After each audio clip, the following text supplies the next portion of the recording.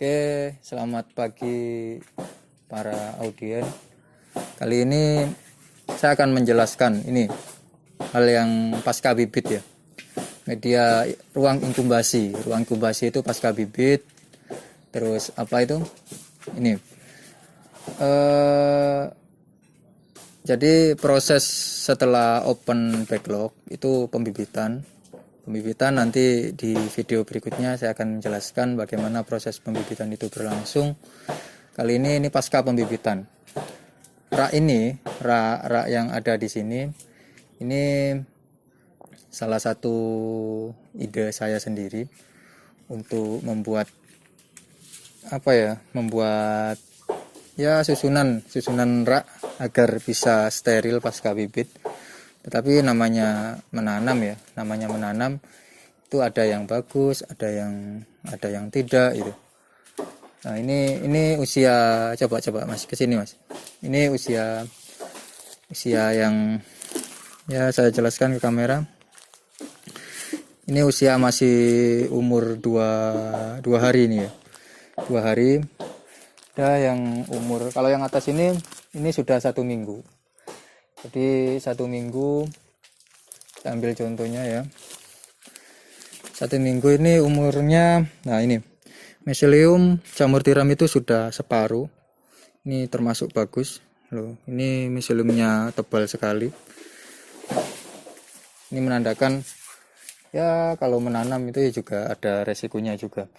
Jadi saya ambil ini 2 hari, yang ini ada yang 4 hari.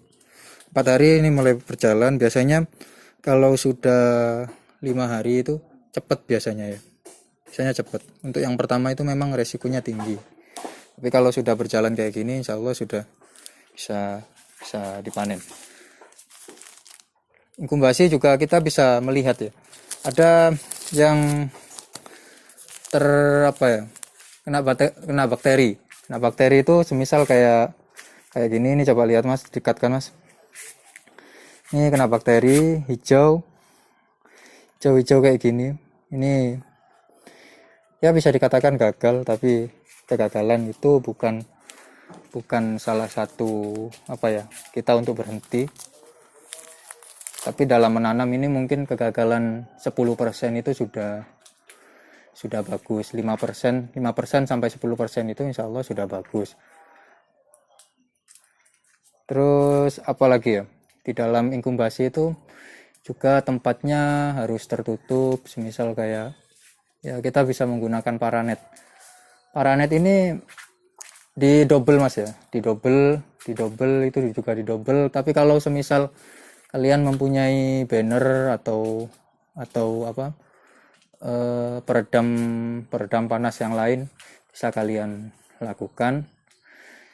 Ini juga ini yang hampir full, ini siap pindah kumbung.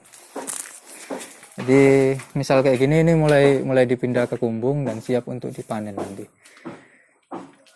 Jadi banyak ya ini dalamnya inkubasi. Inkubasi itu sebenarnya tujuannya sederhana Mas. Tujuannya sederhana. Kita hanya menunggu pasca pembibitan, sterilisasi, agar yang mau dipindahkan ke kumbung itu kita bisa memilih yang sama pertumbuhannya, sehingga nanti di kumbung itu bisa ada kesamaan dan mudah untuk memilih mana yang bagus untuk diambil, dibuang. Nah, kan nanti kan setelah di kumbung itu yang jelek itu dibuang. Itu akan saya jelaskan nanti di video-video berikutnya. Maka dari itu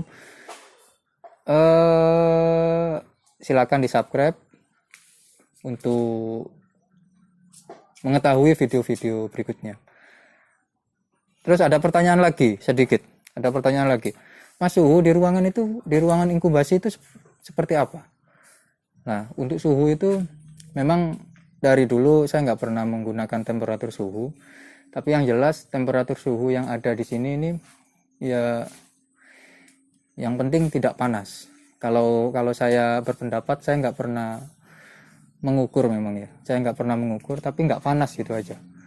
Jadi nggak panas dan tempatnya itu nggak kotor, bersih gitu. Itu insya Allah sudah cukup untuk pertumbuhan yang bagus bagi jamur tiram. Nah, dengan di sini nih cuacanya ya lumayan, dataran rendah di sini nih, dataran rendah. Tapi masalah cuaca itu bisa kita sikapi dengan pengaturan suhu, atau semisal kita kasih air atau yang lain. Mungkin kalau nanti ada pertanyaan silakan kalian tulis di kolom komentar, nanti saya akan buatkan video lagi untuk menjawabnya, atau langsung saya flashback jawabannya. Terima kasih, silakan ditekan loncengnya atau di subscribe, mudah-mudahan bermanfaat untuk yang lainnya. Assalamualaikum warahmatullahi wabarakatuh.